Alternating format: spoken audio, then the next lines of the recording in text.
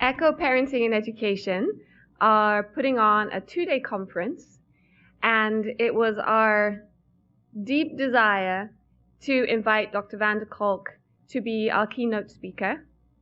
And you know what? I feel like an Oscar speech acceptance person, but dreams can happen.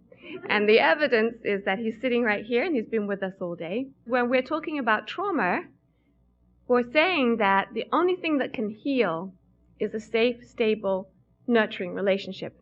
And I was going along for a while, not really putting these pieces together, but knowing that they fit. And I heard Bessel speak, and he said, developmental trauma is where trauma meets attachment. And I'm like, aha! Yes, that's why it fits. Of course, that's obvious. So we are hosting this conference.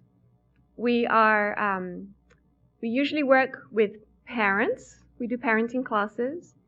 And we're working in a school, which has been partially funded by the California Endowment. It's a very exciting project. If you're here at the conference, I encourage you to come to our workshop tomorrow. We're working with a whole school community. So that's the whole adult staff, plant manager, office staff, teachers, parents, and the kids. I'm looking for 1,000 joys. Are you here somewhere? Yes, who are helping us with the kids. And we also do training of professionals, which is how this whole conference idea emerged. So with that particular project, we're moving more into the arena I think that the California Endowment is interested in, because there's a lot of us that work with families one-on-one. And I think a lot of us have come up against the policies that are in place in the institution that these families belong to. We met it going into domestic violence shelters, where we would be teaching a kind of connecting parenting, and then the case managers would be having an entirely different experience with a different philosophy, different kind of rules and practices in place. And so I believe that the reason they sent me up here at the endowment was to talk about the fact that not only is it important to change individuals, but that we have to start looking at how trauma affects our communities and how we can start creating systems change within those communities with projects such as the Trauma-Informed School. So now I'm going to do my job, which is to introduce Dr. Van der Kolk. You are the founder of the Trauma Center. Yes. Correct. Okay, I'm doing well so far. And the medical director of said Trauma Center. Yes. Correct. You may have noticed he's also the author of the book. The Body Keeps the Score. You know what? I thought it was very kind of him to actually publish the book using the colors of Echo Parenting and Education. There was a synergy in the making. But back to Bessel. This is the thing that I'm going to tell you about Bessel and his work. What hit me when I heard him speak a while ago and had this dream of bringing him here to Los Angeles was that he was very, very clear on one thing, that the textbooks will only get you so far. And in fact, being the provocative gentleman that he is, he told a room full of 400 therapists, you know, your license is only a license to malpractice. And I've learned everything I know from my patients.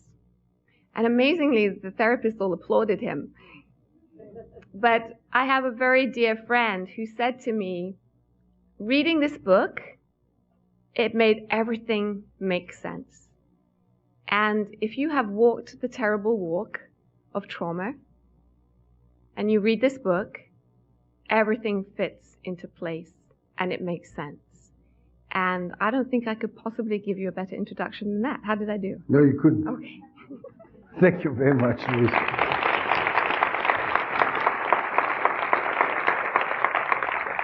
I know Los Angeles is a low-resource place, and you probably had nothing better to do than to come here tonight because there were not enough plays, movies, dance halls, etc. to come to. I don't know what you're doing here. And I wish in a way that you hadn't come so I could go to bed. But you showed up anyway. So we're going to spend some time together. I had a marvelous day today. And I had a marvelous day because there is new winds blowing out there. We all, there's somewhere in my book I say, quote somebody else saying, we're all just a part of our time. And we get defined by our time. And my colleagues and I sort of invented this trauma stuff in the late 1970s, early 1980s. And then we thought that the world would become a better place. In fact, we have that over here. We thought the world would become a better place. And instead of becoming a better place, it became more and more prescriptive. We got an insane diagnostic system that ignores the reality of people's lives. We got an insane diagnostic system that ignores the fact that we are all parts of a large universe, that we are part of each other, that the way you behave affects the way that I am, and that most mental illness is a result of the environment and the individual being at odds with each other. And so in some ways, it didn't work out very well. And when we first discovered this issue of trauma, we had this wonderful, childlike, naive notion of the world that I see now again in my postdocs, who are wonderful, naive, and young, and lovely, and hardworking, and energetic, that they see that they can solve things. And so I thought by having this trauma stuff, that the world would become a better place. That notion came to an end in February 2003, when the US bombed the shit out of the city of Baghdad, because they were angry about what happened in 9/11, and killed 200,000 people who had nothing to do with the attack on the World Trade Center. For me, that was sort of the low point of my life and of my work.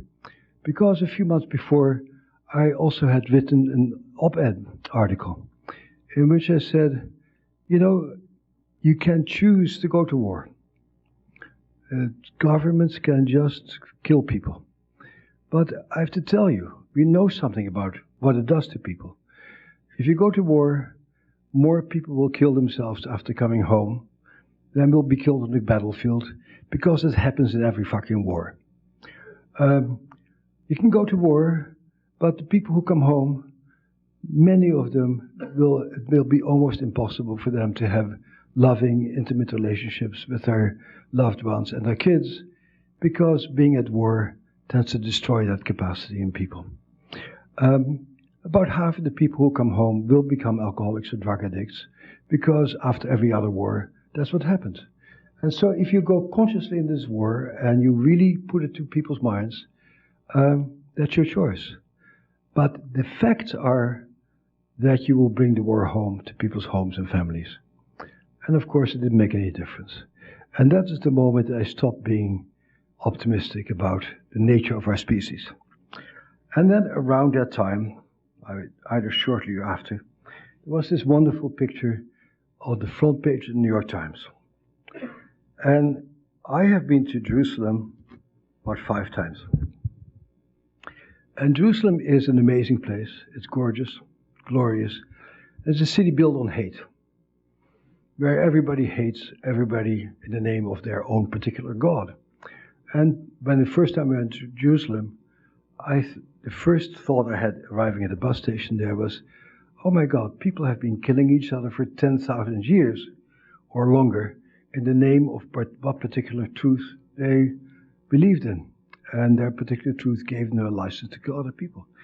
And then I see this amazing picture in the front page of the New York Times of people of all these different faiths and sects talking to each other, smiling, and eating food together. And I think something amazing has happened in Jerusalem that promises that peace will come. Then I read the article underneath it. Why are these people together? Because Jerusalem is going to have the first gay march, gay liberation march, and all of the clerics band together to kill the gays. I go, yeah, that's the nature of our species. We are one crazy species. And I have a teacher, Alvin Semrad, who I mentioned the book quite a bit, who was a lovely old guy. There's a number of things I remember of him. Let me first tell you the good thing. He's a very distinguished Harvard professor. And he says, the most important thing for me in my life is going to bed and putting my hand on my wife's naked bum. And then I know that life is okay. And that's the most important lesson I learned from my great teacher. And the other thing he taught is that hate makes the world go round. And that's another painful lesson. So that's all part of us. And so that's what I've been struggling with. People often ask me, what is your interest in trauma and where does it come from? You can always tell stories, and everybody has a story, and stories are just stories. But I think it has something to do with the fact that my father was an ardent opponent to the Nazis. And when I was born in 1943, my father was in a concentration camp, ready to be killed by the Germans for his beliefs. And he met a German soldier who was also a fundamentalist Christian like my father was, and they got into cahoots with each other. And one day, the whole camp was being shipped to an extermination camp, and that German soldier told my father, you have diarrhea, you need to go to the bathroom and take care of your bowels. And when my father came out of the bathroom, everybody had been shipped off to be killed, and my father came out, and the soldier said, oh, I forgot that you were there. Well, the camp is empty, why don't you go home? And my father walked home, and he found me, and he called me, that's his nickname for me, Barnabas, which in Hebrew means son of consolation. And that became an important part of my identity. And then my father was a very harsh man. And he would have a motto in the family in which he said, obedience without talking back. You have to absolutely do everything I tell you to do. And I was sort of a smart, alecky little kid. I was probably 3 years old. And I said, Dad, you sound like a Nazi when you say that. And they almost killed you. And now you behave like a Nazi yourself. And I think it was that very early curiosity about somebody who is willing to die for his beliefs, who then perpetrates the same thing on his own offspring. That made me very curious about all the contradictions in life. And I think it's all the contradictions that have kept me going and keep me fascinated, like this picture and stuff like that. And these were also the contradictions that got me into being interested in traumatic stress. So since this is sort of, I didn't quite know what we're doing here, but I think it had something to do with my book somewhere. I thought I'd just read you a few little passages from my book to give you an introduction. And this is how I got into traumatic stress. Chapter 1. The Tuesday after the 4th of July weekend 1978 was my first day as a staff psychiatrist at the Boston Veterans Administration Clinic. As I was hanging a reproduction of my favorite Bruegel painting, The Blind Leading the Blind, on the wall of my new office, I heard a commotion in the reception area down the hall. A moment later, a large, disheveled man in a large, stained three-piece suit, carrying a copy of Soldier Fortune magazine under his arm, burst through my door. He was so agitated and so clearly hungover that I wondered how I could possibly help this hulking man. I asked him to take a seat and tell me what I could do for him. His name was Tom. 10 years earlier, he had been in the Marines, doing his service in Vietnam. He spent the holiday weekend holed up in his downtown Boston law office, drinking and looking at old photographs rather than with his family. He knew from previous years' experience that the noise, the fireworks, the heat, and the picnic of his sister's backyard against the backdrop of dense early summer foliage, all of which reminded him of Vietnam, would drive him crazy. When he got upset, he was afraid to be around his family, because he behaved like a monster with his wife and his two young boys. The noise of his kids made him so agitated that he would storm out of the house to keep himself from hurting them. Only drinking himself into oblivion or riding his Harley-Davidson into dangerously high speeds helped him to calm down. Nighttime offered no relief. His sleep was constantly interrupted by nightmares about the ambush in the rice paddy back in Nam, in which all of the members of his platoon were killed or wounded. He also had terrifying flashbacks in which he saw Vietnamese dead children. The nightmares were so horrible that he dreaded falling asleep. He often stayed up for most of the night drinking. In the morning, his wife would find him passed out on the living room couch, and she and the boys had to tiptoe around him while she made him breakfast and take him to school. And he tells me a long story about how his father had been a soldier for Patton in the Second World War. And somebody showed a picture of Patton today as an example of treatment of traumatic stress. And I said, I don't think so. Slapping soldiers for cowardice was not really the right treatment for post-traumatic stress. But his father was in the Battle of the Bulge in Christmas of 1944, and he was the only survivor of his platoon. And he came back, and all he thought about was his friends who had died in the Battle of the Bulge in 1944. And he never was nice to his kids, because he was always comparing his kids with his dead comrades. And now his son had eagerly enlisted in the army in order to gain his father's love, and the same thing was happening to him, and he was also once again preoccupied with his dead comrades. And he had nightmares. And so what the story is about is that I knew about nightmares because I've always been a part-time scientist, and I worked in a sleep lab, and I had studied electrophysiology of nightmares. And so I heard his nightmares and gave him a drug to make his nightmares go away. He comes back a week later, and I triumphantly, as doctors do, expect him to be profusely grateful for the wonderful drugs I gave him. And I said, so how did the drugs work? How did my drugs work? And he said, I did not take your drugs because I realized that I need to have my nightmares because I need to be a living memorial to my friends who died in Vietnam. And that statement, which I can almost not say without becoming rather overwhelmed with feelings, was the opening of my career. Because I was so astounded that here was a person who, just like his father, got stuck on love. And we rarely think about love as being an antecedent of trauma. But this is something that we see pervasively throughout people's lives. If the people who you love as a little kid, and we're all programmed to love our parents, hurt you, this whole relationship to our parents who we love, who hurt us, becomes extremely complex and becomes very hard to move away. And so as time went on and we learned more and more about biology, people started to talk more and more about trauma as a fear reaction. And indeed, the fear centers of the brain do get changed and do get activated. But what we tend to leave out is that as human beings, we are a connected species, that we all are interacting with each other, and that love is actually the glue that keeps our lives together, and a life without love has no meaning. And that love is also a very important part of traumatic stress, and gets very messed up in traumatic stress. So you get to love people who do terrible things to you, and you get to hate people who are very nice to you, and you can get sexually excited about things that hurt you, and you get numbed out to things that are pleasurable, and all of these things get very messed up. And many of these dimensions have been left out of our oversimplistic, stupid diagnostic system that we basically built up to firm up our relationship with the drug companies. So,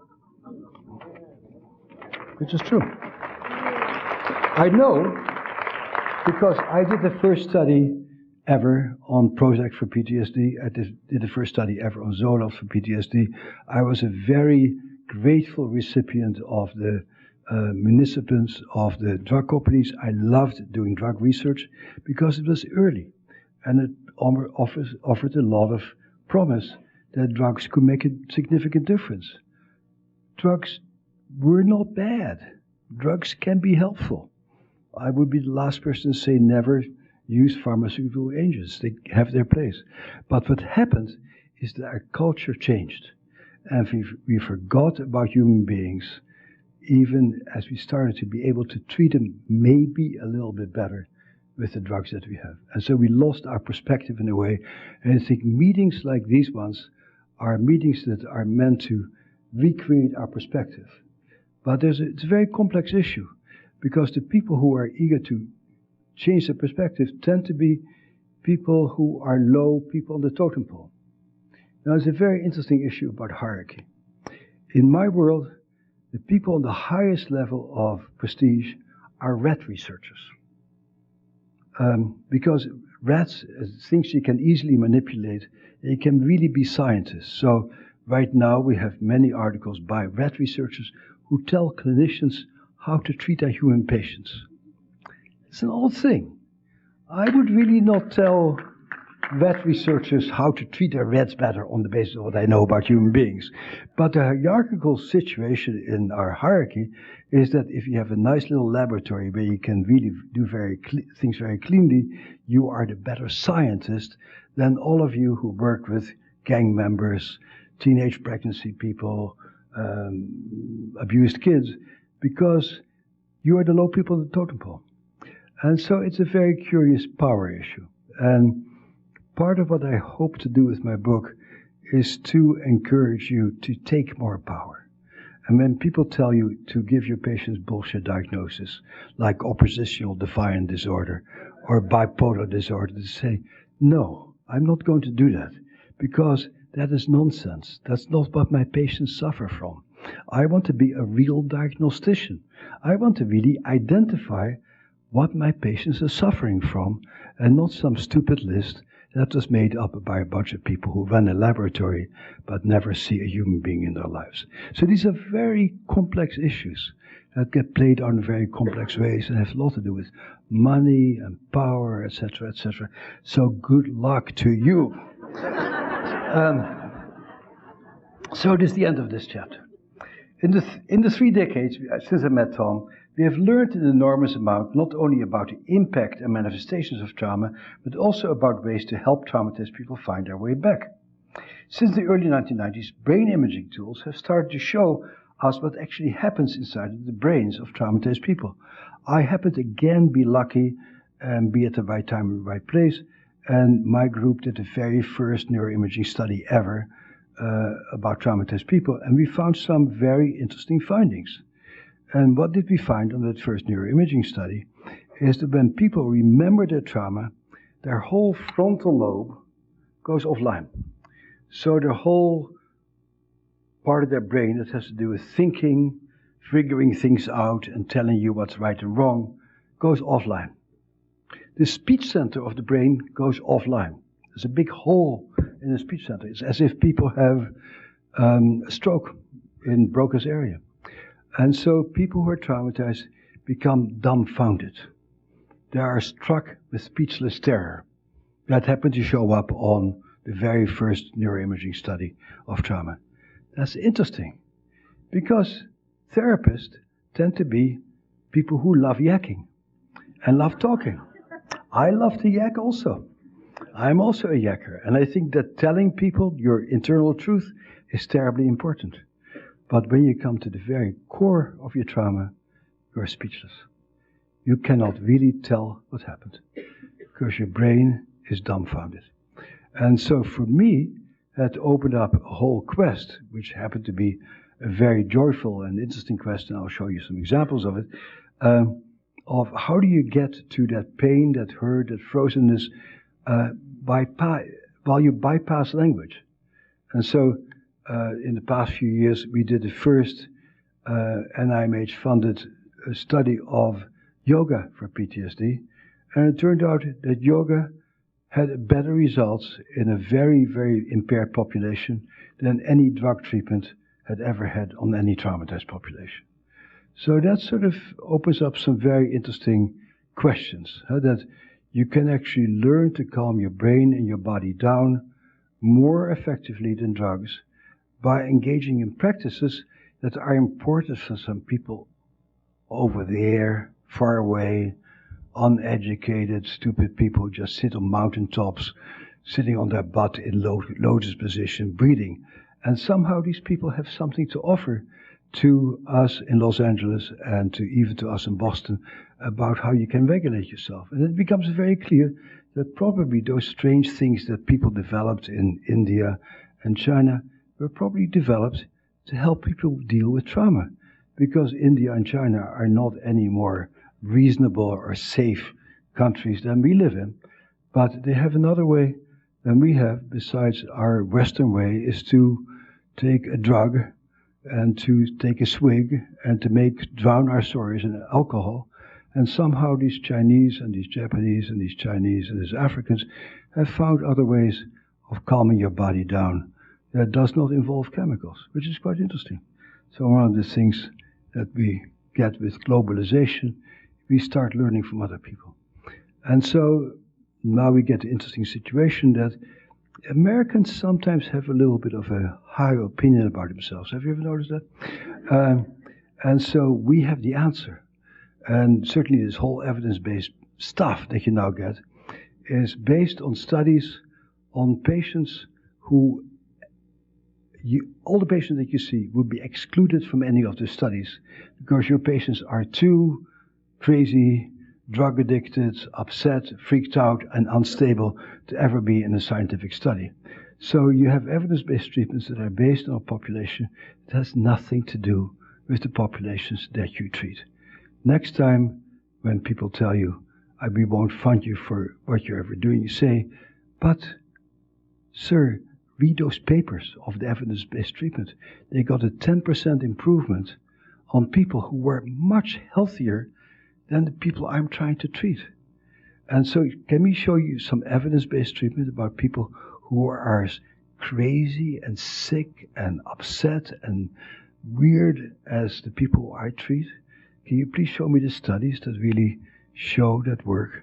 And that's part of our challenge, is to do studies on real people, the very disrupted people. And then I get amazed when a colleague of mine, Jenny Phillips, goes into an Alabama jail. I don't know how the hell she got the courage together, but she got people in a maximum security prison, and she got a group of meditators in there and taught them Vipassana meditation. To be still and quiet and to notice your internal world for 7 days in a row, during which you don't say a word to anybody. It's very hard. You can just about only do that in a captive population. But after 7 days of shutting up and just meeting your internal demons and feeling yourself, from what I can see from all the case reports and the movies I see, these people had real outcomes. The sort of outcomes we rarely get to see in our clinical practice. So now, is Vipassana meditation the thing you should do? And should insurance companies pay for it? It's up to you to ask for them. I won't do that for you. I'm working hard enough as it is. So it's complex. So the next piece I say here. We have also begun to understand how overwhelming experiences affect our innermost sensations and our relationship to our physical reality, the core of who we are. We have learned that trauma is not just an event that took place sometime in the past. It is mainly an imprint left by that experience on mind, brain, and body, most of all the body. Trauma, the story is over, the event is over, it happened a long time ago. It's really no longer relevant. But your body continues to feel as if it's happening right now. You continue to feel heartbroken, your gut continues to be avenged, you continue to be uptight, frightened, tense. And you can say that's because of something terrible that happened in the past, but it doesn't matter. Because right now, when I talk with you over a cup of coffee, I'm terrified. And that's the issue, not the fact that my dad made it bitten me as a 4-year-old. Right now, I cannot have a cup of coffee with you because I start having diarrhea when I look at somebody. That's the issue. And so the trauma lives on in your body right now. And so our challenge is, how do we help people to befriend their bodies, to love their bodies, to feel safe inside of our bodies? That's why the book is called The Body Keeps the Score. Trauma results in a fundamental reorganization of the way mind and brain manage perceptions. It changes not only how we think and what we think about, but also our very capacity to think. We have discovered that helping victims of trauma find words to describe what happened to them is profoundly meaningful, but usually not enough. The act of telling the story doesn't necessarily alter the automatic physical and hormonal responses of bodies that remain hypervigilant, prepared to be assaulted or violated at any time. For real change to take place, the body needs to learn that the danger has passed and to live in the reality of the present.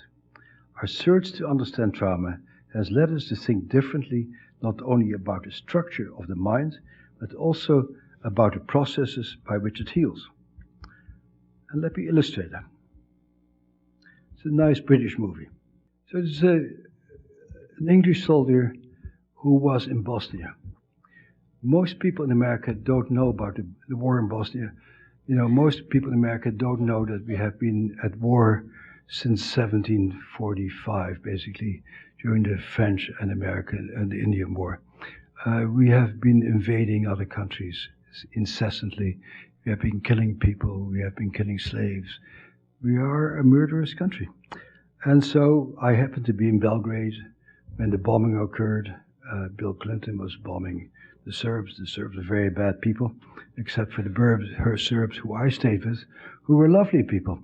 I used to call people in my lab, if they misbehaved, I would say to them, "Don't behave like a Serb." Then I went to Belgrade. I met the nicest people I'd ever met, and I never have said that once since that time. So we get these prejudices. But there was a war going on, and both Europeans and Americans were involved in it. This in the middle 90s. And here's a soldier who has come back.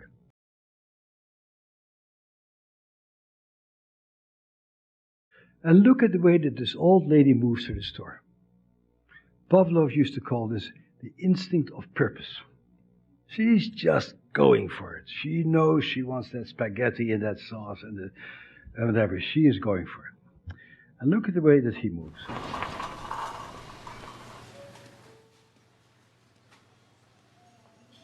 Shuffling. Not clearly directed. And when you become a body-oriented person, you see how people's bodies change by trauma. That sense of, I'm here and I'm going somewhere and I know where I'm going, sort of starts collapsing. It has to do with certain parts of the brain that start falling apart.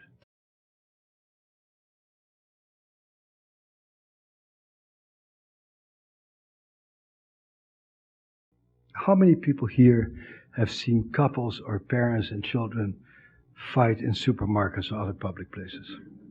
How many of you go over there and intervene? A few of you.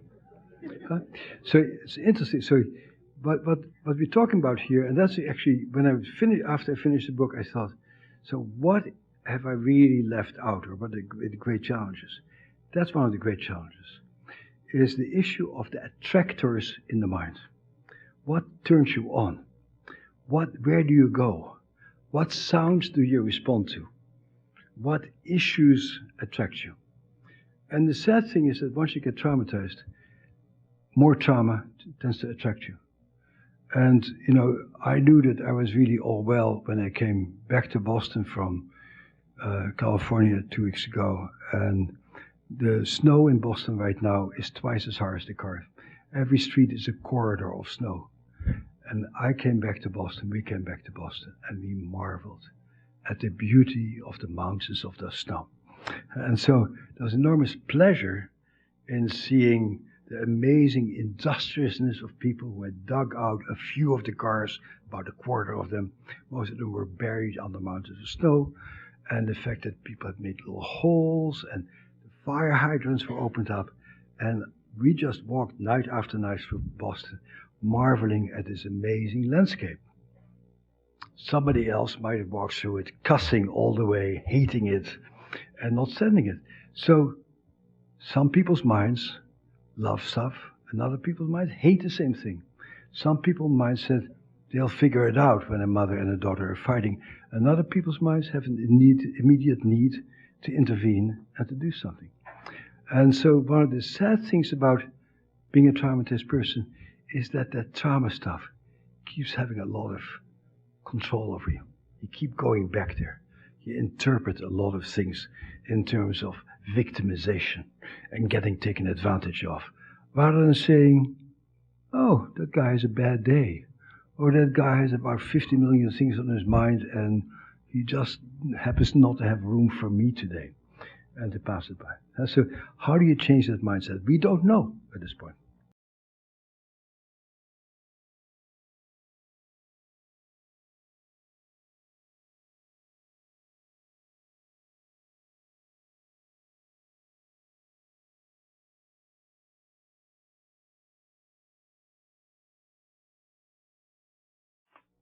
So that's what it's like to be traumatized. You keep reacting in a way that is upsetting to other people, that embarrasses you, that's out of tune with your surroundings. And so all of these experiences further reinforce the sense that you're crazy, that there's something wrong with you, and your sense of alienation. So at the end, it is that sense of alienation, and you cannot trust yourself, that really messes you up when you're traumatized. You keep doing things that puts you out of sync with other people.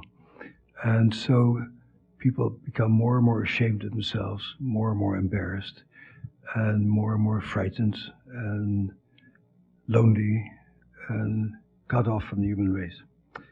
So, when people talk about all the returning veterans trying to commit suicide, that's how it happens, is that they're cut off from anybody. They do things that they don't understand.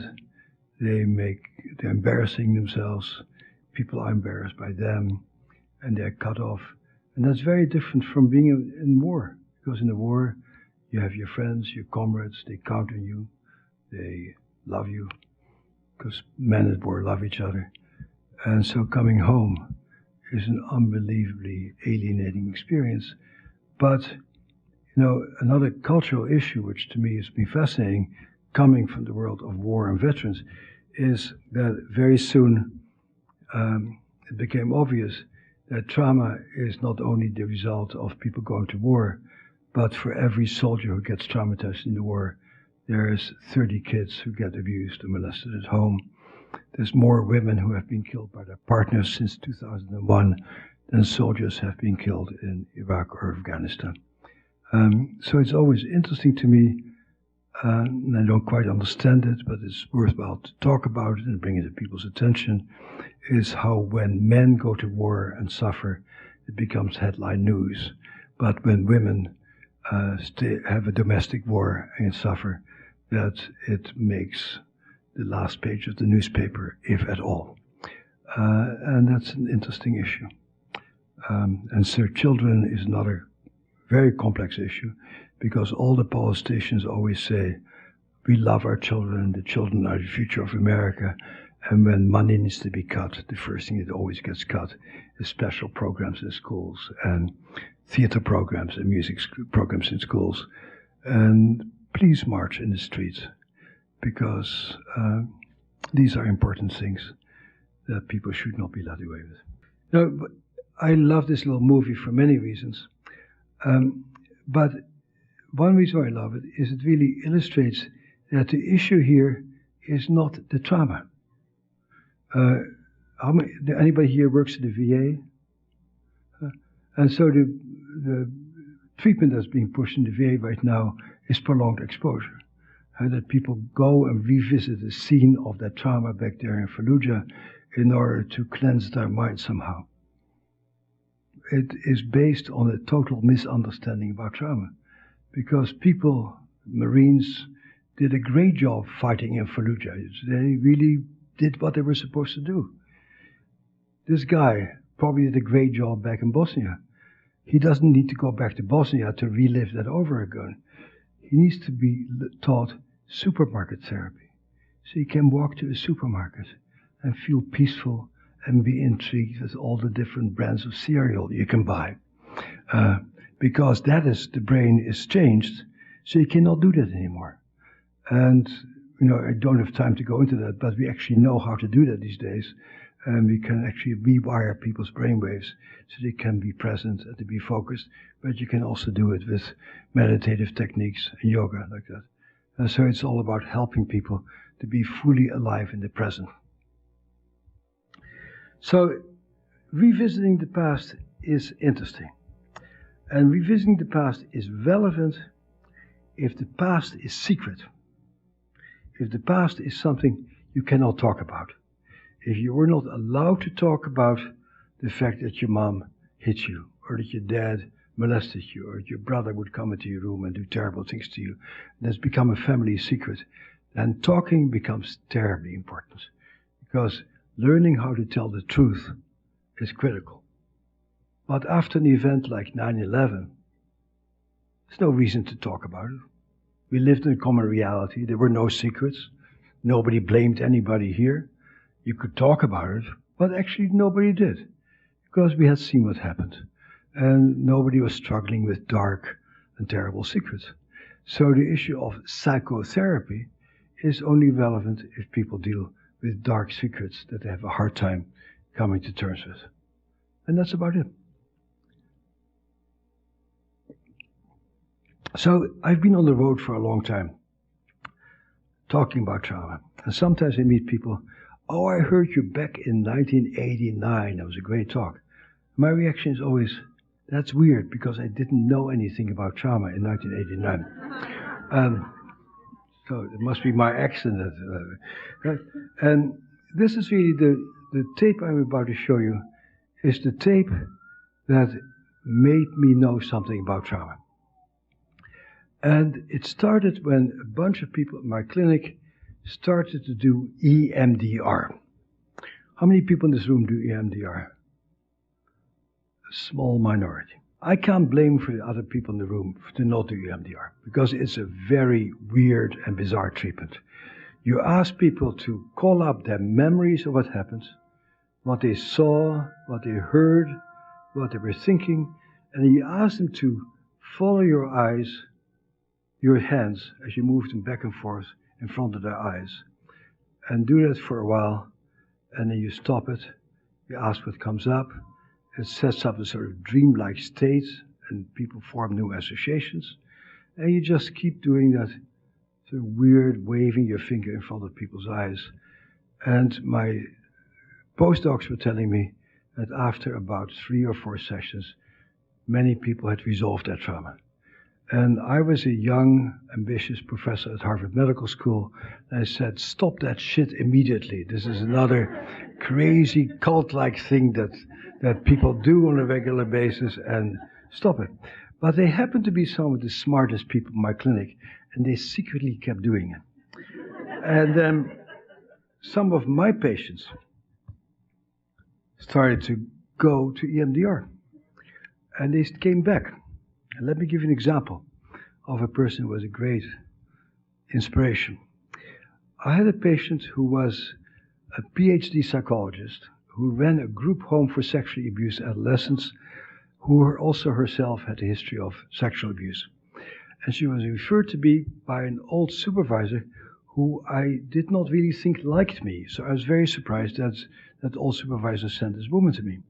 And it turned out this woman was a very abrasive, angry woman who had called her therapist 12 times the C word, the only forbidden word in the English language, to her therapist. And at the end of that session, the therapist said to her, I think we're not a good match.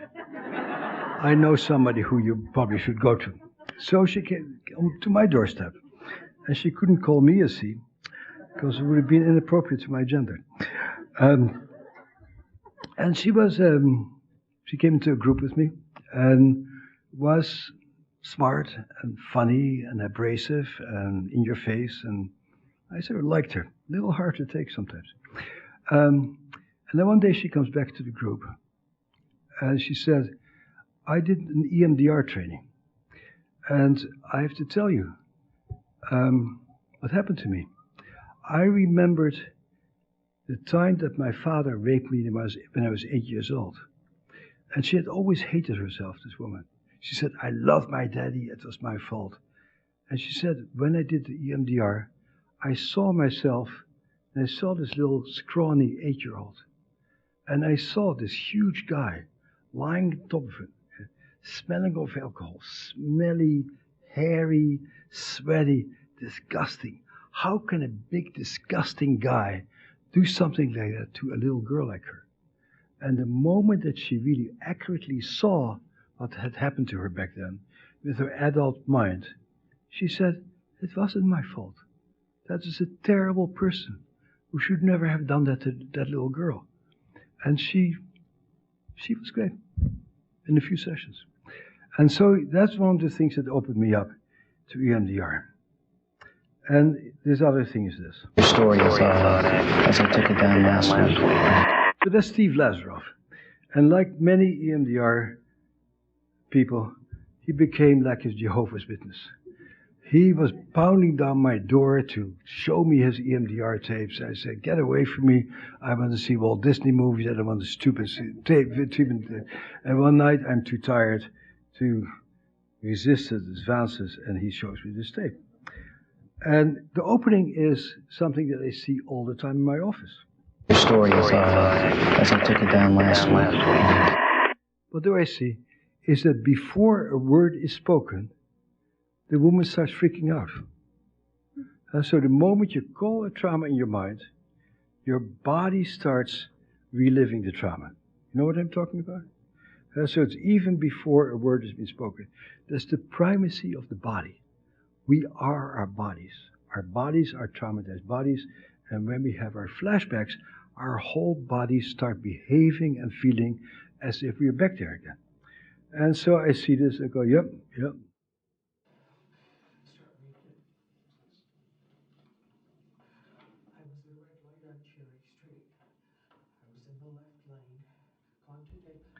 Now that's a typical reaction to trauma, and I'm really angry with Steve for ruining my Saturday evening with another person who starts telling their trauma story and gets only more upset by doing so. But I learned something from this first tape, because around this time that I get involved in EMDR, I also get to know Peter Levine and Pat Ogden, who do sensory motor psychotherapy. And I'm an old Dutch Calvinist. We don't have bodies either. I mean, we just don't have bodies. And I'd written this paper called The Body Keeps the Score, same title as this book. And they see my work and they say, oh my God, that's pathetic. You clearly don't know anything about the body. Would you like to learn something about the body? And I said, I guess so. That'd be really nice. And so I'm beginning to learn something about the body. And I'm beginning to learn something like when you look at a videotape like this means something. I was never taught that this means something. And so I'd like to invite you to sit right now just like this woman sits.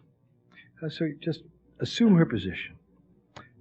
Her shoulders are up, her butt is slightly lifted from the chair, and go like this, and now say, it's a wonderful evening in Los Angeles. Okay? And so I'm beginning to learn something. It's a long story, and I didn't write it in the book. Some good stuff got left on the cutting room floor. And that is that some very important research has been done, that the way that you hold your body determines how you feel. When you sit like this, you will be an uptight person. Everything you do will be uptight, your thoughts will be uptight, you'll hate yourself, because that you cannot feel joyful. And what the same person, her name was Nina Bull, also discovered, is that when you hold your hands like this, you may want to do that, because that's the gesture of joy. Now try to feel like shit. And you can. So very simply, that the way that you hold your body, to a large degree, will determine what will happen in your mind. Unknown piece of research done in 1951 and 1952. There's people back then, of course, didn't know anything. But I wish that people would still know that. Because you could help a lot of people to get a lot better if you help them to actually assume body positions that have to do with power, enjoyment, etc., etc. So, I'm mad at Steve and say, okay, enough. He says, let me show you a videotape of what happened at the beginning of my third session. He's had 2 sessions of EMDR. And by now, I'm a good enough body person. I think that's remarkable. It's a different person. And again, I would like to invite you to assume the body posture of this woman. And I'd like you to put your hands like this, your shoulders back, and show me your sternocleidomastoid muscle, this muscle over here, which I've been looking for all day, because Darwin taught us back in 1872, I like these old dead white guys, that this muscle is your muscle of curiosity. And when you're curious about something, you stretch this muscle. In traumatized people, this muscle is never activated because traumatized people are profoundly non-curious because the whole world is a threatening place and you always sit like this. And so, seeing a person sit like this, and again, assume this position, and then, I bet like many of you, like I, like art. When I go to Europe, I go to the Louvre or the British Museum or the Rijksmuseum in Amsterdam or the Los Angeles Museum. And in white European art, you never see somebody sit like this. You always see people with lances and plumes and stuff sticking out. That's sort of Western way of dealing with the world. And indeed, we did conquer the world as Western folks with our lances and our plumes. But then you go to other parts of the world like Thailand and Japan and Taiwan and Bali, and people sit like this. And now sit like her. Put your shoulders back. Breathe in the top of your lungs. Take out your neck. And now think about how much you hate Dick Cheney.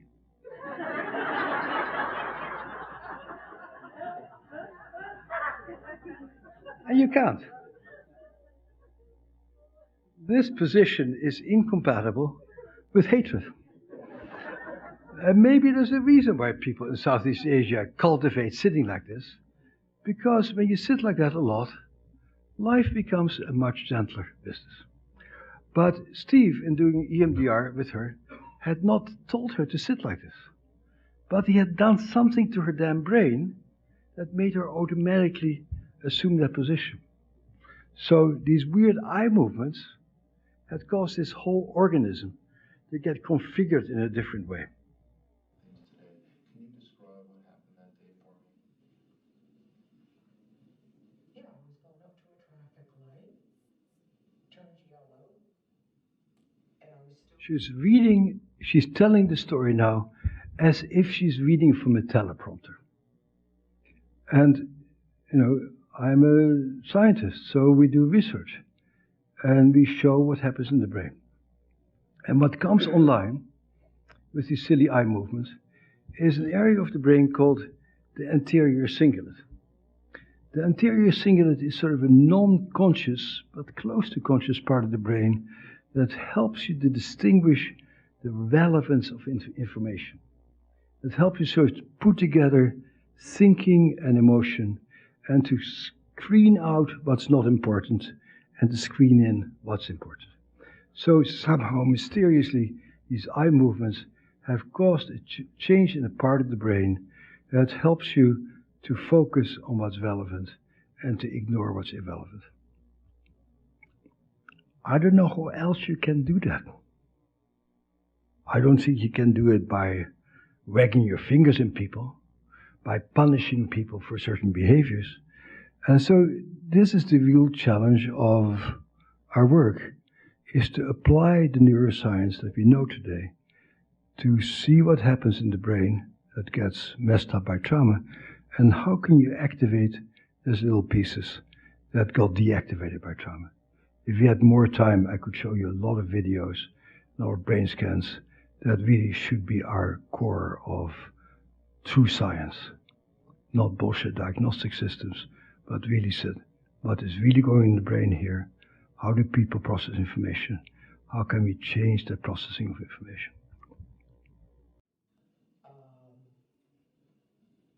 Stopped behind the white line. The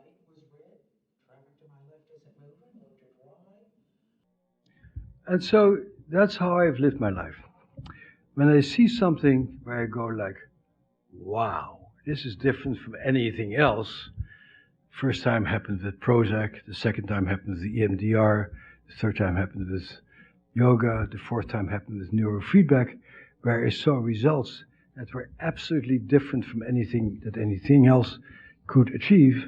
I said, okay, I'm going to spend the next 10 years of my life figuring this piece out. And so I went to NIMH. And because I had done the first Prozac studies, I said to Mr. NIMH, I would like to compare the most common drug for PTSD, Prozac, with this crazy eye movement stuff. And they gave me a substantial amount of taxpayer money to do the study. And we enrolled 100 people in the study. And after 8 weeks, so there's 100 people, a third of them got pill placebo. And getting a pill with nothing in it caused a 44% improvement. That's the beauty about doing science.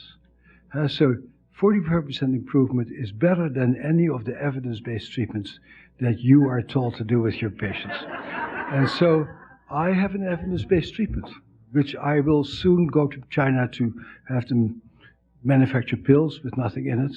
Dr. Van der Kolk's anti-PTSD pills and an evidence-based treatment. And it will prove that I have an effective pill. Placebo is very interesting. That being known, being seen, being paid attention to, being in a very serious study, having people make you feel important and valued is a tremendous boost for people's well-being. So you, as clinicians, should be at least getting a 44% improvement in 8 weeks of treatment. And if you don't, you may want to question what you're doing because you're being beaten by an inert pill. Again, this is not the toughest population, so I'll cut you some slack on that. Prozac, this is 8 weeks, Prozac did slightly better. Some of you may have learned statistics. There's an issue in statistics called power. That the power of a study has to do with the number of people involved in the study, determines how statistically significant you can make something. If you have a small people with 100 people, a difference of 2% doesn't have the statistical power to be significant. If you have a lot of money, like in all the studies I did for the drug companies, and we enrolled 300 or 400 people, you have a lot of power. And you can make a small difference statistically significant. So science, to a large degree, belongs to the people who can have the most money, because small differences become more and more important the larger your sample size. So if you do art therapy, it's unlikely you can muster $1 million for a study, and it's going to be very hard to show how statistically significant you are. We'll talk about it when you do a study, and I can be a consultant. Prozac did much better. And so after 8 weeks, we told people to go home, and we said, we'll see you in 2 months, do whatever you want to do. And 2 months later, the Prozac people were a little bit worse. The EMDR people were a little bit better. They said, good luck, see you in 6 months. 6 months later, the Prozac people were beginning to really relapse, and the EMDR people will continue to do better. But doing better is not good enough. After seeing this EMDR tape, or after seeing the neurofeedback that I showed some of you this afternoon, you don't want people to be just feeling a little bit better. You want people to be cured. You want people to say, it's over. And so we have a measure, which all of us use in this field, of when people are cured. And it turned out after 8 weeks of EMDR, 1 out of 5 people said, I'm cured. 1 out of 7 Prozac people. But 2 months later, 28% of the EMDR people say, I'm cured. And none of the Prozac people. So Milton Erickson used to say, once you kick the log, it keeps flowing. Once you open up that road to liberation, your own mind might be able to do the work. 6 months later, 60% of our EMDR people are completely cured without any further intervention, and none of the Prozac people. This, at this point, still to this day, but maybe not for long, is the most successful outcome study in PTSD ever. And so we do this study, and I'm cheering and jumping up and down, and I say to my colleagues, we'll make the front page of the New York Times science section, because this is a major thing with major economic implications, because it shows that 8 weeks of a trauma-focused treatment is more effective than drugs. And in the long range, it's much cheaper to treat people for 8 weeks than to keep them on medications forever. So I'm all cheerful and optimistic, because I'm still youngish at that point, but not for long, because Joseph Spinazzola, who now is the executive director of my clinic, then still a young student, says, but Bessel, we wiggled our fingers in front of people's eyes. The New York Times is not going to take that seriously. And indeed, before we did EMDR, and I told my real scientist colleagues, I say that EMDR is a kick-ass treatment. And he would say, so, nobody's done the science. We don't know how it works, we don't know whether it works.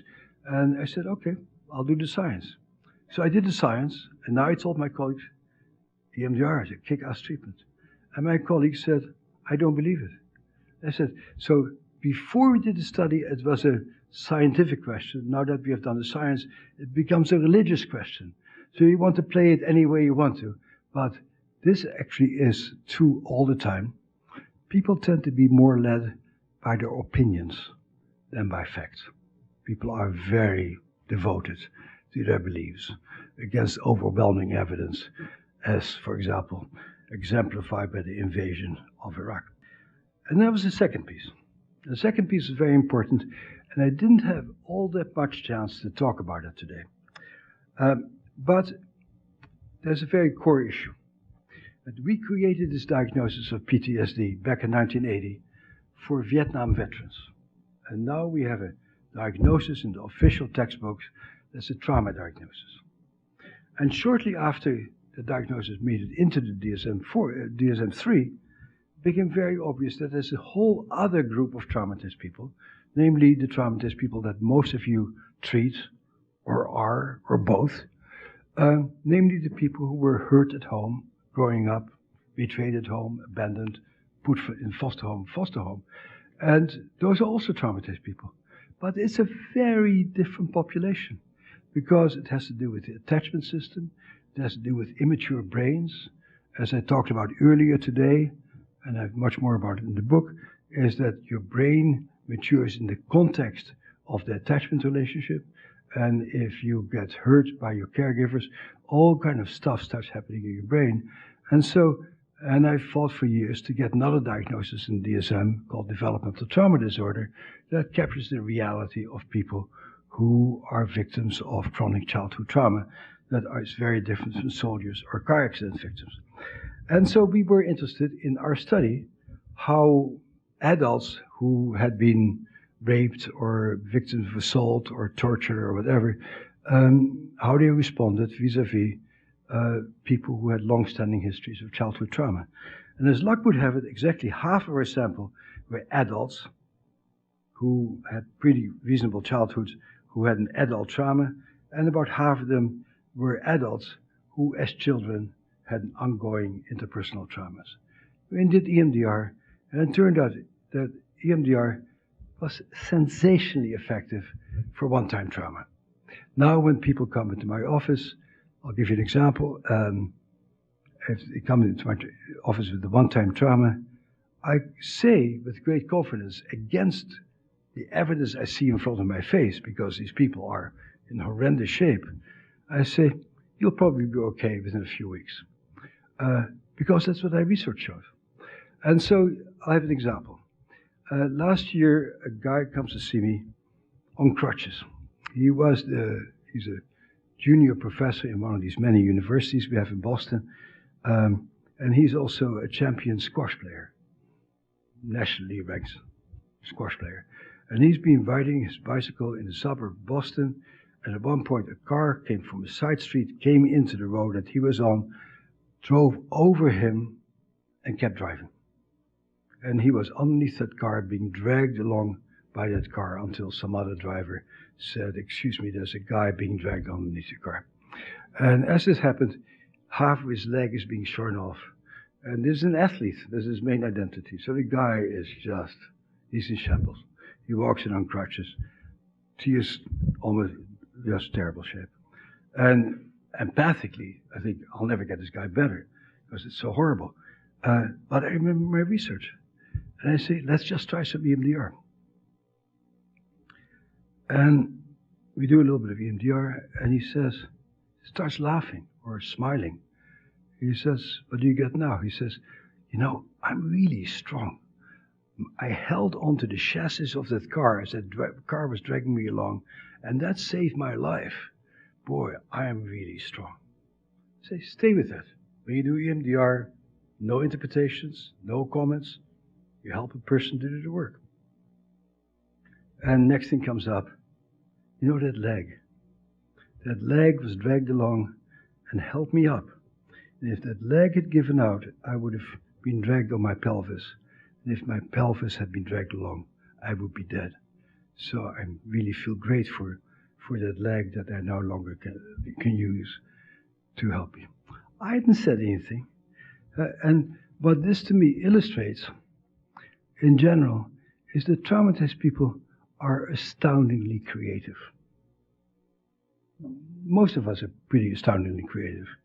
But what we need to do is to liberate the natural creativity in traumatized people. And that's what we should focus on, is to open up the people's natural healing capacities. And we don't need to do anything. We don't need to tell people what to do. We don't need to tell people what to feel. We need to think. But our job is much more complicated. It's to just liberate people's internal capacities. That's tough. So this childhood trauma. And in my book I have several cases of people who with childhood trauma who also got much better. But EMDR is not the best treatment for chronic betrayal and stuff. It is helpful. It's a helpful tool. All these things are tools. Yoga is a tool. Neurofeedback is a tool. EMDR is a tool. They're not the answer. What I said earlier today, if anybody says that they have found the answer, immediately throw them out of your office. Because that means that they're religious fanatics and not people who are really interested in the truth. And so, yes, it's helpful, but you need more than just that. And so life went along well until I met a guy by the name of Michael Mithoever. And Michael had, after a prolonged struggle, gotten a permission from the FDA to give people MNDA, ecstasy. And he was now taking a whole group of traumatized people, policemen, firemen, traumatized guys mainly, and he was giving them ecstasy. And while he was doing ecstasy, he was doing a treatment with them called IFS, Internal Family Systems Therapy. That's the topic of chapter 17 of my book.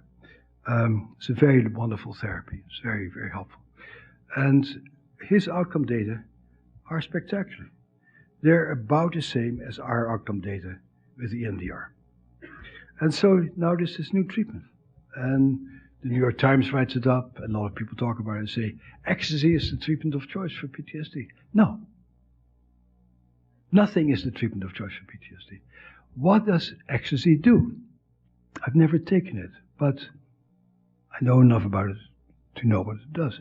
It makes people feel still, calm, and peaceful. And anything that makes people feel still, calm, and peaceful allows them to revisit the past calmly. And if you can revisit the past calmly, as you also do in EMDR, and also in hypnosis, and possibly any other number of things that you know about and I don't, if you help people to feel completely safe, they can visit themselves in that traumatic situation.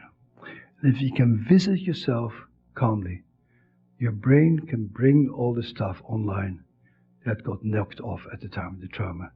You can reprocess the trauma and integrate it. So the challenge is, how can you make a person feel completely safe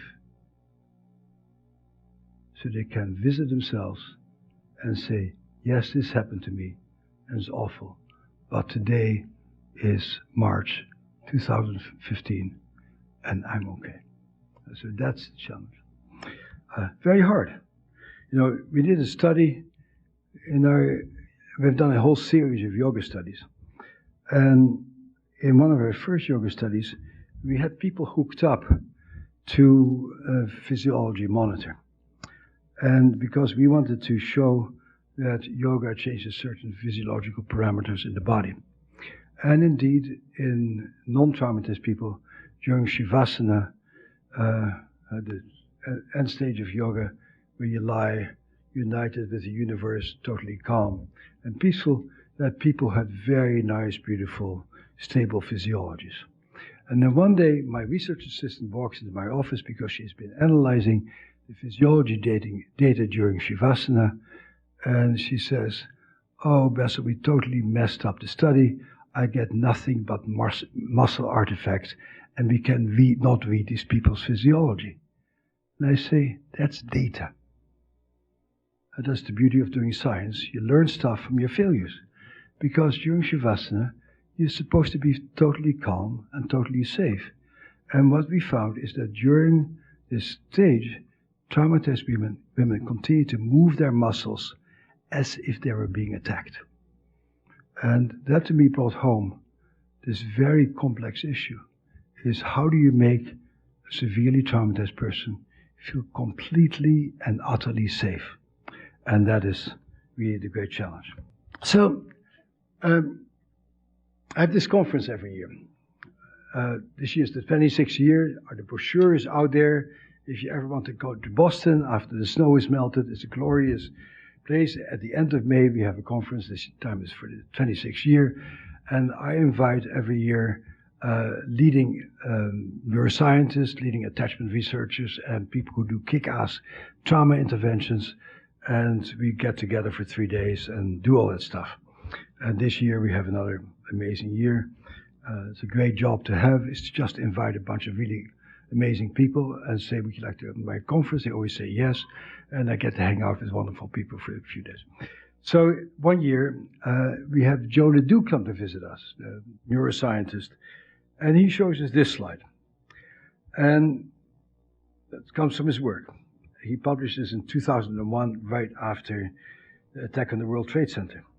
And so he says, if this is the brain, and the brain is faced with threat, the first thing that threat hits inside of the brain is the LA, the lateral nucleus of the amygdala, meaning the smoke detector in your brain that tells whether something is dangerous or safe. Happens all the time.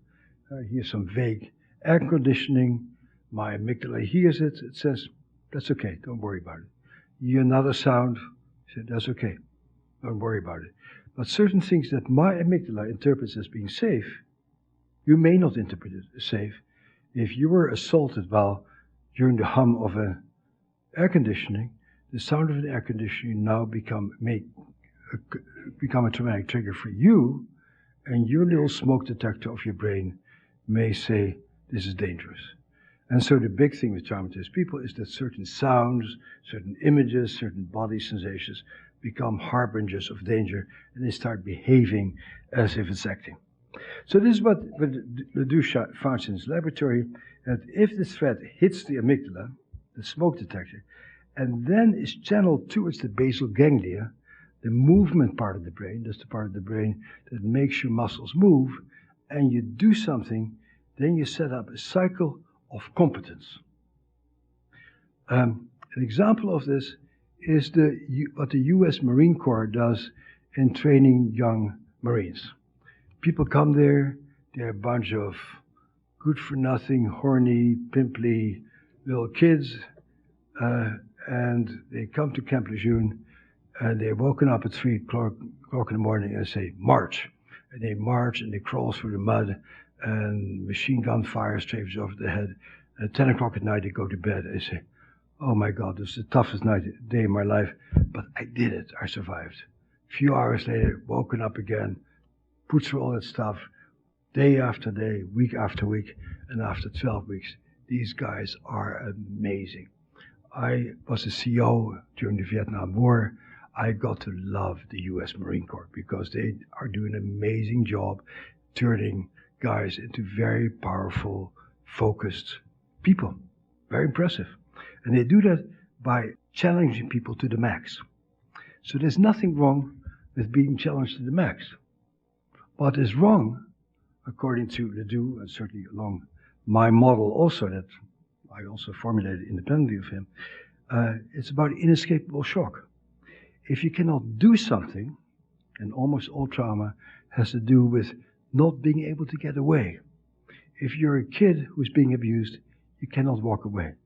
If you're in a car accident and you're pinned down, you cannot do something about it. As long as you can do something, you're going to be okay. But it's the challenge of action that messes people up. So what Ledoux shows is that if action is being cut off, it takes a different pathways, hits the central nucleus of the amygdala, and then you set up a circuit of panic and fear. And you have the same secretion of stress hormones, but instead of mobilizing your stress hormones, as happened in Boston in the last 2 months, to help you to dig out your car, and boy, did you see some great use of stress hormones in my part of the world in the last 2 months. Instead of using your stress hormones to do something, you use your stress hormones to become panicked and fearful. And so then Joe says, so the answer to trauma is to go play tennis and to take people for a walk. I say, one step too far, Joe. You're a rat researcher. And you don't know about human trauma. Because I have one of my patients is national Taekwondo champion. She has the most horrendous trauma history and makes repeated suicide attempts, used to cut herself, just terrible, terrible. But when she is in that Taekwondo mode, she kicks ass. But I was never, for a long time, was unable to combine these two entities that lived inside of the same body to get that sort of power. And so the question is, no, going for a walk, playing tennis, learning martial arts isn't good enough. It has to do with having people have experience that previously led to misery and collapse, and now expose them to something very close to it and being able to survive well. The one group of people who I know who really understood that principle are not my colleagues, not social workers, but a bunch of karate teachers in Oakland, California, who 30 years started a program called Model Mugging, now called Impact. What had happened is there was a yoga instructor, 5th degree black belt, karate instructor, who was raped in Oakland. And her friends got together and said, how is it possible that somebody who could basically kill anybody with her bare hands, how can she get killed or raped? And they thought about it, and they said, she must have become de-skilled. And we all know about getting de-skilled. That given the right circumstance, the right boss, the right stare, the right situation, and you become suddenly a blubbering idiot. And afterwards you say, how can I be so stupid? How could I lose it? I had all the right answers, but I just got overwhelmed. And so when people become anxious, they lose their skills. And so they thought a lot about that. And they started this program, and they said, you know, a lot of women in general, and it's now a program for all women, but particularly traumatized women, tend to get very scared when meeting some scary guy or some scary situation. And so what we need to do is to teach these traumatized women mindfulness and to not lose it. And when somebody threatens them, to stay in a frame of mind where they say, that guy's an asshole. And he's trying to hurt me. So let me just observe how he's going to hurt me and stay focused on what I can do to defend myself. Mindfulness is always at the core of just about any program that I know that works for trauma. And then they said, we're going to teach these women how to do karate and to poke people's eyes out and kick their knees out from underneath them and kick them in the groin and stuff like that. So I have this patient, I still see her sometimes, who was one of these people who like many people we all know, had a horrendous trauma history.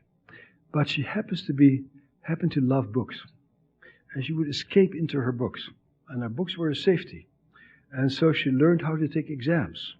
And she learned how to be very competent in books. And she made it into Harvard. And her father used to sell her as a little girl at truck stops in the Midwest. And she was trafficked by her father. And so she's a brilliant student. And she's suicidal, terrible eating disorders, not a friend in the world, cuts herself, terrible shape. And I give a talk at the Harvard Health Service, and I talk about EMDR, and they sent her to me for EMDR. And she's a case in the book. And she happens to be the greatest EMDR virtuoso I've ever seen, and she gets better in 8 sessions of EMDR. And somebody with her history should not get better with 8 sessions of EMDR. That's just way off the scale of success. And so she said, I'm better, and I say, okay, if you say so. Good luck, goodbye, you have my number, if anything's up, call me up. And so she calls me up 2 months later and says, Bessel, I've never had a friend over. I've never cooked dinner for anybody. I've never had a consensual sexual relationship. I don't know nothing. And so how can you help me to get a sort of cobble a life together? And I say, well, Judy Herman runs groups for people with histories like you, so you should go in a group with her, meet other people with your histories, get some intimacy going with other women, and maybe you should go to the model mugging program and learn what you feel like in your body. And so this is her graduation tape from her model mugging program.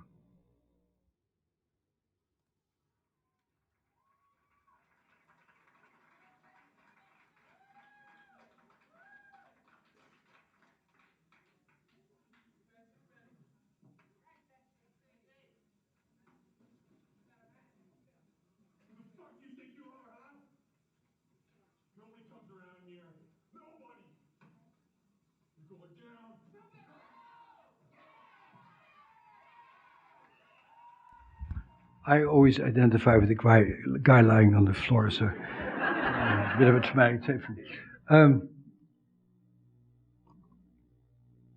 When you're traumatized, you feel powerless, you feel defenseless.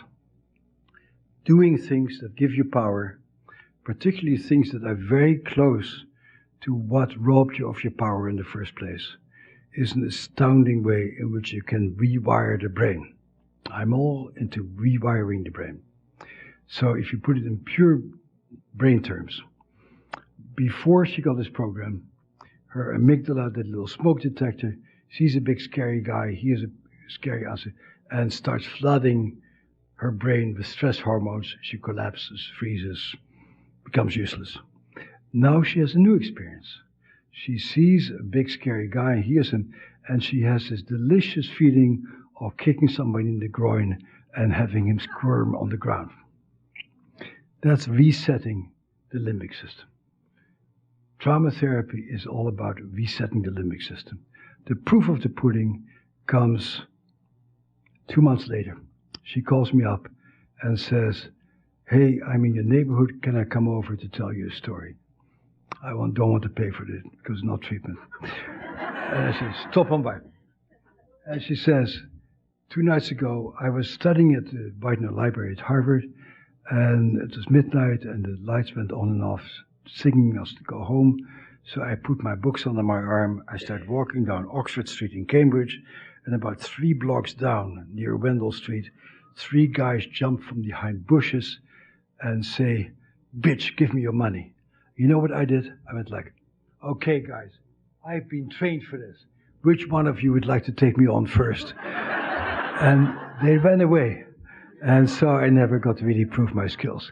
That is trauma therapy. I have to show you one more little thing, because it's important. Another thing from Joe Ledoux.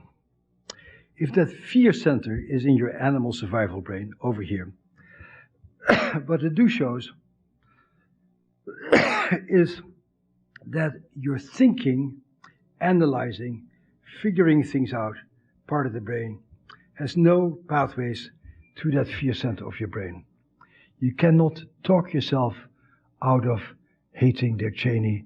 You cannot talk yourself out of, you shouldn't feel this way. You shouldn't love that guy. Ever tried to talk yourself out of being in love with somebody? All your friends say, don't be in love with this guy. And you say, I know. But it doesn't work. Huh? Because your rational brain has no access to your emotional brain. It absolutely baffles me that the most important treatment that's being taught to all social workers and psychologists, particularly in America, is CBT, to become a rational person. Have you ever been in an intimate relationship? Have you ever tried to talk your honey into being reasonable? Have you ever had a teenage kid and shown your teenage kid the error of their ways, and have said, oh, thank you, Dad, that's so helpful. I will never do this again. How crazy can you be? And that's the predominant theory of treatment. And people paying millions and millions of dollars a year on a treatment that doesn't make any sense from any brain or trauma perspective. But it's not over. So because Joe shows that there is a part of your brain that does have access to your emotional brain, to the fear center. And the way that your brain is built up is, and all of us who have kids know about it, is that the side part of your brain is all social. It's all about going to the zoo and exploring things and pointing things out and reading books and making puzzles and all that stuff you can share with other people. We are pervasively social creatures. And most of our brain is about that. But in the middle of our brain, we have a little mohawk. It's the mohawk of self-awareness. It starts with the orbital prefrontal cortex, which I talked about earlier today, then the medial prefrontal cortex, the anterior cingulate, the posterior cingulate. So it goes all the way. It's called the midline structures of the brain. Those are the structures having to do with self-perception. Those are the only structures of your brain that can access your animal brain. So sooner or later, all of us start hanging out with people like that, because it's all about meditation, interoception, getting to know yourself. It's all about mindfulness. There is no mind without mindfulness. There is no capacity to own yourself without mindfulness and without knowing yourself. And that's very hard. But because when traumatized people start sitting still and start paying attention to themselves, they meet the demons. And being still and doing meditation is excruciatingly difficult for traumatized people. So all of you guys say, oh, meditation is great for these kids. Mindfulness exercise is great for these kids. It's not so simple. Because these kids can't stand what they discover when they sit inside of themselves. That's why that Vipassana meditation was successful, because it was done in a jail. If they'd done it anywhere else, all these guys would have run as far as they could, because the trauma is not out there. The trauma is living inside. And so the great challenge of our work for ourselves, the people we work with, is how do you go inside of yourself and change your brain and change yourself by becoming friends with your internal experience. I've been given the time sign. If I didn't have the time sign, I'd like to explain what this slide shows. Is it okay? Okay. So my former student, Ruth Lanius, who's Canadian, and she finds 16 normal Canadians to put in the scanner. Almost all Canadians are normals. Very easy to come by. And they say, just lie in the scanner and do anything. It's called, you activate what's called the default state of the brain. And when you just lie there thinking about yourself, you activate all the midline structures that have to do with you. You think about, I'm lying here. Oh, I wish I'd gone to the bathroom. Oh, that's for it feels hard. It's your parietal cortex. It says, oh, this board I'm lying on is a little hard. And this part of your brain is the orbital prefrontal cortex, medial prefrontal cortex, anterior cingulate. It's all about this who I am. I'm a pretty good guide, volunteering to be part of this experiment for these stupid people at the university, and they're not even paying me for it. Good for me. So these are the midline structures of self-awareness. Then they put 18 chronically traumatized people, like the people we all treat, in the scanner, and say, just lie there and notice what goes on with you.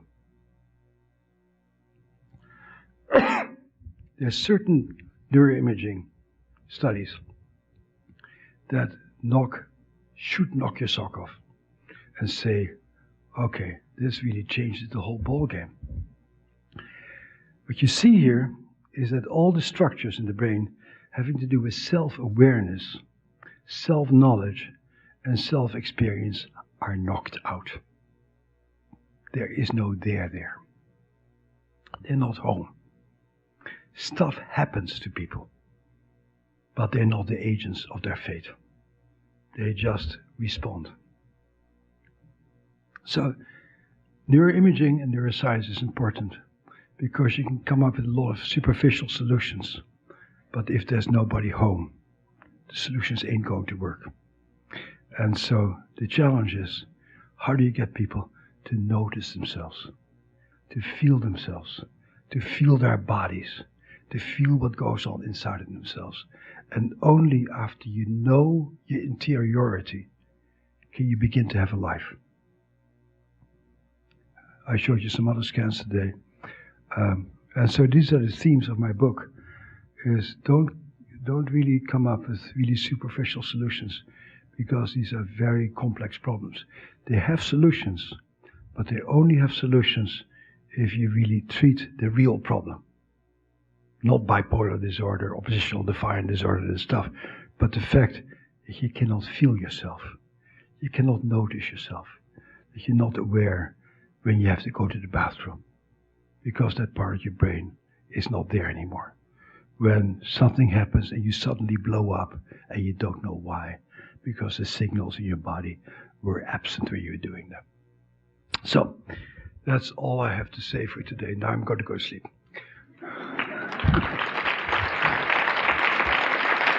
Thank you. We have some time for Q&A. Thank you very much for being here. I had a couple questions, but I work at the VA hospital with veterans that come back from the war and have chronic mental illness. And you're talking about the importance of people accessing their creativity for Imagination, yeah, for curing themselves. And what I find a lot with the veterans is that they've lost that will of creativity and imagination. Do you have any thoughts about how to access that again, and what criteria might exist for somebody to be able to have that capacity to self-heal? If you come to the trauma conference on May 28th of this year, you'll see a group of actors who do Shakespeare with burned out chronic alcoholic veterans. It is stunning. For these guys to have to act a role that they're totally unaccustomed to be able to mouth a line, to be able to think about the meaning of their line and to stand up there and to read it, is spectacularly successful. The sad thing is that going to medical school or graduate school in psychology ill prepares you to open up the imagination of the people you work with. And you may have to turn to people who know more than we do about opening up imagination, like kindergarten teachers. So I hang out with actors, hang out with martial artists and people like that, and they teach me how to do that. My medical school curriculum did not include that. First of all, I want to commend you for being a real seeker of truth. I think so many scientists out there have surprisingly closed mind because they believe their beliefs rather than observe for themselves and know for themselves. So I'm so grateful for your open-mindedness. Thank you. And my question is, you talked about yoga. It sounds like it was the physical yoga. And there's yoga beyond that, which is more about mind, about consciousness. And it sounds like what's important here is building consciousness or and self-awareness. And so I guess my question is there any thought about doing future research into that yoga that is about dropping belief, about dropping ideas because all ideas and all beliefs actually block us from truly perceiving and knowing who we are, from truly perceiving reality? You know, what research gets done is purely a question of two things. One is the interest of the investigator, who needs to be a good researcher, and the other one is the availability of money. I know of one person, Richie Davison, sort of a right-hand person of the Dalai Lama, who has enough of a track record that he might get the sort of money to answer questions like that. I don't know anybody who at this point in their career would be able to garner the sort of resources to answer that question. That may evolve over time. I've seen amazing evolution in terms of the questions that people beginning to ask. For example, we just submitted a grant on self-compassion meditation. Whether we'll get the money or not is another question, but these are very hard things to study. And so personally, I would not find the question that you have compelling enough for the field of mental health to devote 5 years of my life to it. But you probably would. And so it depends on your degree of passion and your capacity to raise funds to make that happen. We have a few questions in the back. A number of people came over from the overflow room. I just want to say the only thing more incredible than you being here is the fact that this was free. To a broke intern, that really means a lot. So Thank you. I want to thank the powers that be that made that a reality. And I'm hoping you'll sign my book. I also work with veterans, and I'm wondering what thoughts you have about assisting people whose moment of trauma was not necessarily defined by powerlessness, but by a feeling of being totally powerful and totally in control, and actually in turn being the perpetrators of traumatic events and not necessarily the victims. And I'm also wondering, sort of in line with that, if you've heard of the research on moral injury. Actually, I did that research so long ago that nobody quotes it. Actually, I probably was the first researcher on moral injury. I didn't call it moral injury, but I'd call it. What we found back in the late 70s, actually, is that after you see your friends getting injured, you get filled with rage. And you try to take revenge, and it's a normal thing to do. And you do terrible things to other people. And actually, the opening chapter of my book has a case like that in it, and my research on it. And it's a terrible thing, it's a terrible trauma, because you cannot go home again. Because after you rape people, you cannot really stare your honey in the face without being reminded about the people you raped. If you kill children, it's hard to play with your kid because you're reminded about the child that you killed. And so dealing with that, mourning yourself. The best book that I know about it, the book that really touched me very deeply, is a book by Carl Malentis, What It's Like to Go to War. You know it? I think what he writes about his own journey back is astounding, actually. And if I were involved in the VA, I would say make that required reading for everybody. But it's a long journey, as you can see. A journey of penance and of forgiveness, self-forgiveness.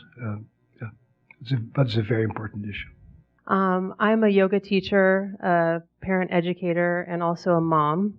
So my question kind of relates to my experience. I teach pre- and postnatal yoga.